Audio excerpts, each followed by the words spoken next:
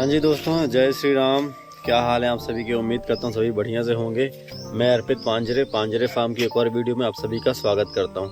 तो दोस्तों, आज हम इस वीडियो में बात करेंगे कि यदि आप डेयरी फार्म के लिए किराए की ज़मीन लेते हैं तो उसमें आपको गलतियाँ क्या क्या नहीं करनी। जो कि मैंने अपना जो फार्म है ये किराए पे लिया हुआ है जगह, तो मैंने यहाँ पे जो गलतियाँ करी हैं मैं उसके बारे में आपको बताता हूँ। तो दोस्तों देखिएगा वीडियो, आगे हम लोग चलते हैं वीडियो में। तो आपको मैं अपने सबसे पहले गलती दिखाता हूँ अपने शेड की। तो दोस्तों चलिए हम लोग चलते हैं शेड की तरफ, और शाम का समय है, चलते हैं शेड की तरफ। पहले शाम का समय है, शाम का जो है हमारा काम स्टार्ट हो चुका है, वर्कर हमारा चालू कर दिया काम करना। और दोस्तों सबसे पहले और सबसे इम्पोर्टेंट गलती तो मैं आपको ये दिखाता हूँ अपने शेड की, कि आप यदि चरी बनाते हैं अपने यहाँ की गुहान तो इसको साइज़ में बढ़िया बनाएं। और जो मैंने गलत बनाया था ये, कि ये जो अंदर का जो साइज़ है इसका, ये लगभग मैंने 1 ही फीट लिया है, तो आप इसको कम से कम 1.5 फीट या 2 फीट लें। और ये वाली जो हाइट है इसकी पीछे वाली दीवार की, इसको भी कम से कम 2.5 से 3 फीट होना चाहिए हाइट इसकी। ये देखो, ये जो मैंने छोटी बनाया है तो उसकी वजह से क्या होता है कि मेरी जो ये भैंस है ये अंदर घुस जाती है, और यहाँ पे जैसे इसने गोबर किया हुआ था ये गोबर अंदर करके अंदर गोबर पेशाब सब कर देती है। और खाते समय ये लोग पैर अंदर डाल लेते हैं, जिसकी वजह से क्या होता है भूसा भी ख़राब होता है। भूसा और दाना चारा सभी चीज़ वेस्ट होती है। तो ये गलती आप ना करें यदि किराए की ज़मीन में डेयरी बनाना है तो इस चीज़ का विशेष ध्यान रखें। और उसके बाद दूसरी गलती ये कि आप वहाँ से जानवर बांधने की जो जगह है ये मैंने 7 या 8 फीट ली है, तो इसको कम से कम 10 फीट रखिए। क्योंकि इससे क्या होता है कि आपकी जो नाली है, नाली जो है ना पास में बन जाती है जानवरों के, तो उससे उनके पैर पीछे आने से पैर में चोट लगने की संभावना बनी रहती है, और जानवर भी रपछप हो जाते हैं, क्या सफाई नहीं रह पाती। वही नाली है। वो कर रहे हैं। हाँ वो कर रहे हैं। नहीं, हो गई जीरी से डाल रही है। कौन सी जी? बोल वो लफड़ा है उसका, देखते हैं आगे।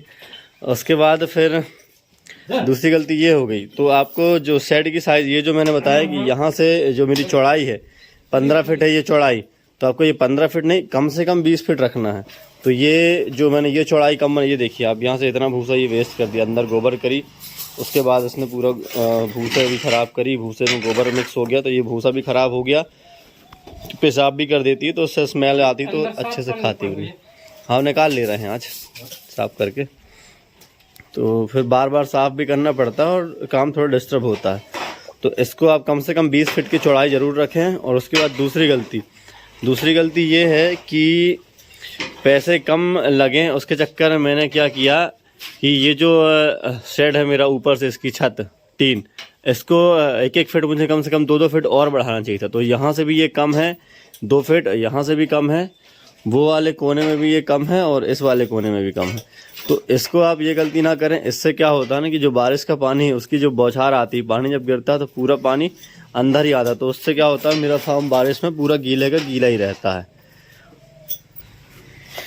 उसके बाद दोस्तों ये जो गलती, ये देखो आप, जैसे कि बाहर से भी ये देखिए काफ़ी कम है इसकी भी लंबाई, यहाँ से कम ये 2 फीट और पीछे आती, तो जिससे क्या होता है ना कि डिस्टर्ब काम नहीं होता, जिससे परेशानी नहीं होती बारिश में। तो मुझे इस वजह से बरसात में काफ़ी परेशानी का सामना करना पड़ता है, और जो पशु हैं मेरे वो सभी भीग जाते हैं बरसात में जब ऊट-पटांग पानी गिरता है।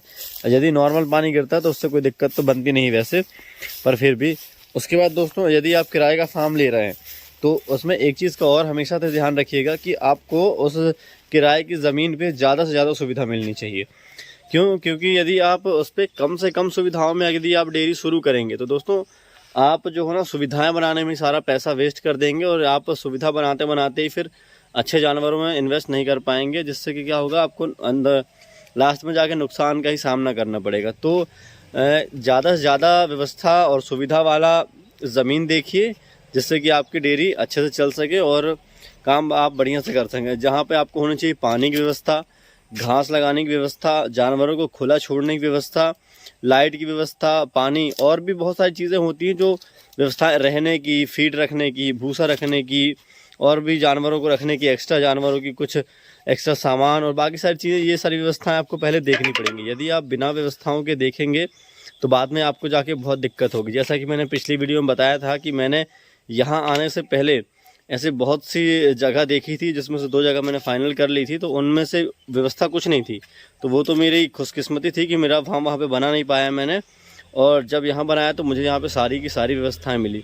और दोस्तों इस पे आप हमेशा ये चीज़ ध्यान रखिएगा किराए के डेयरी पे कि आपका जो किराया है ना वो कम से कम होना चाहिए। क्यों? क्योंकि आप ये जो डेयरी का काम है ना ये बहुत ज़्यादा बचत की स्थिति में नहीं है। आज के समय में महंगाई इतनी ज़्यादा है और दूध का रेट कम से कम है। लोग सस्ते से सस्ता ही दूध पाना चाहते हैं, कोई अच्छा रेट नहीं देना चाहता दूध का। तो आप इस चीज़ का विशेष ध्यान रखें कि आपके यहाँ पे दूध की मार्केट क्या है, कैसी है, तभी आप इस काम को शुरू करें, वरना ना करें। क्योंकि इसमें जो है ना पैसा डूब जाता है, पैसा रिकवर नहीं होता यदि आप गलत तरीके से करते हैं तो। उसके बाद दोस्तों आपके फार्म पे प्रॉपर धूप की व्यवस्था होना चाहिए, प्रॉपर छांव की व्यवस्था होनी चाहिए। यदि कोई वर्कर रुकता है या कोई कर्मचारी रहता है तो उसके रुकने की भी व्यवस्था होनी चाहिए, क्योंकि यदि अब उसे व्यवस्था नहीं मिलेगी तो वो भी नहीं रहने वाला काम पे। और फिर दोस्तों उसके बाद जो हमारी एक चीज़ और अपडेट दे दूँ आपको फार्म की, जो हमारा जो चाफ कटर था आरबीडी का, तो वहाँ की जो आरबीडी की कंपनी है राजस्थान की, उन्होंने तो दोस्तों गारंटी दी थी 2 साल की। और जैसा कि आप उनकी वीडियो में भी देख पाएंगे कि वो साफ साफ कहते हैं कि हमारी जो मशीन है उसकी आगे से पीछे तक, ऊपर से नीचे तक, दाएं से बाएं, मतलब हर एक चीज़ की वो 2 साल की रिप्लेसमेंट गारंटी देते हैं। और जब मेरी जो मोटर जल गई तो उसके लिए मैंने उन्हें रिप्लेसमेंट के लिए बोला तो उन्होंने मुझे साफ मना कर दिया कि भाई हम रिप्लेस तो नहीं कर पाएंगे, आपको यदि मोटर चाहिए तो हम आपको पैसा दे देंगे 1500 रुपये। उन्होंने मुझे बोला कि हम आपको 1500 रुपये दे देते हैं, आप वहीं बनवा लीजिए।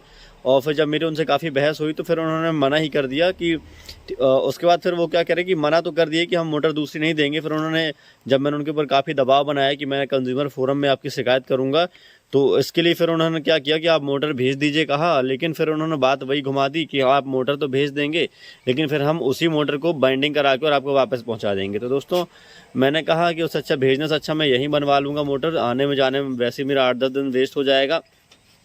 तो फिर मैंने मोटर लोकल मार्केट में ही बनने को दी है।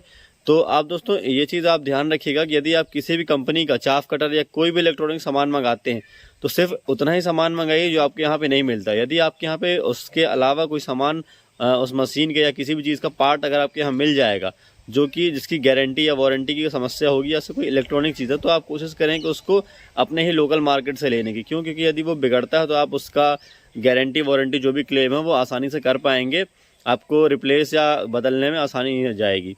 और दोस्तों यही था, आरबीडी वालों ने तो धोखा किया हमारे साथ में। अब मोटर बन जाए, बनने को दिया हमने मिस्त्री के पास में, बन के आती है तो उसके बाद फिर हम अपना काम चालू करेंगे। घास और पैरा जो है कटिंग करके खिलाएंगे, क्योंकि ये पैरा भी इसलिए खिलाना ज़रूरी क्योंकि हमारे पास भूसा का स्टॉक काफ़ी कम बचा है। तो घास के साथ हम पैरा मिक्स करके देंगे। उसके बाद फिर हमारी नेपियर भी तैयार है, तो नेपियर भी काटना हो। दोस्तों मैं आपको दिखा दूँ कि बरसीम भी लगभग अब थोड़ी सी ही रह गई है, वो देख सकते हैं आप वहाँ से, ये देखा बरसीम भी लगभग कट के ख़त्म हो चुकी है। बाकी उस तरफ से फिर बढ़ना शुरू हो चुकी है, तो हम लोग उसे थोड़ा बढ़ने का समय देंगे। तब तक ये जो नेपियर है हम इसे काट देंगे, तो नेपियर भी कट जाएगी और फिर नेपियर काटते तक बरसीम भी फिर से तैयार हो जाएगी। तो उसके बाद से फिर हमारे जो है घास की कटिंग मशीन आ जाएगी, तब तक तो वो चालू हो जाएगी। तो दोस्तों यही था आज की हमारी वीडियो। अगर आपको वीडियो में हमारी जानकारी पसंद आई तो वीडियो को लाइक करें, वीडियो को शेयर करें, और यदि चैनल पर नए हैं तो चैनल को सब्सक्राइब करें। तो ठीक है दोस्तों, जय श्री राम, मिलते हैं अगली वीडियो में।